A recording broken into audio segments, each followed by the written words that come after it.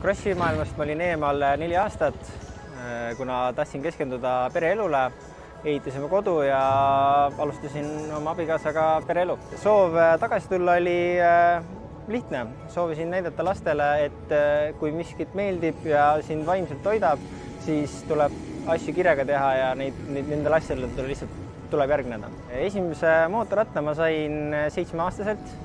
Nii nagu enamus teistel võidusõitjatel oli minu eelkäijaks isa ja kui me alustasime, siis tegelikult oli number 1 eesmärk, et asi oleks lõbus ja pärast lihtsalt, kui asjad hakkasid kõik paremaks minema, hakati rohkem tahtma. Otsus krossi sõita oli meie alati minu enda teha, aga kui see otsus tehtud oli, siis tegelikult pidi ohverdusi palju tegema.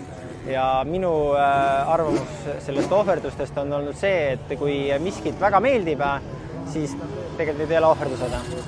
Motocross mulle on andnud kindlasti väga palju suhtlemisoskust, palju tutvusi kindlasti ja töötahet. Ma arvan, et see on number 1 asi, mis ma olen kaasa võtnud.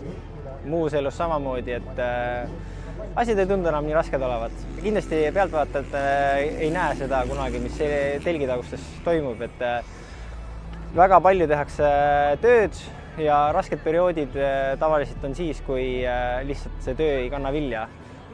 Aga jällegi, kui see soov sikliga sõita on suur, siis mind see ei ole kunagi morjendanud. Isegi kui mul see 4-aastane paus kestis, siis tegelikult füüsiliselt ma olen kogu aeg vormis olnud ja see on tegelikult seda nälga kogu aeg toitnud ja mingil määral ma kindlasti teadsin, et see üks päev see päev tuleb.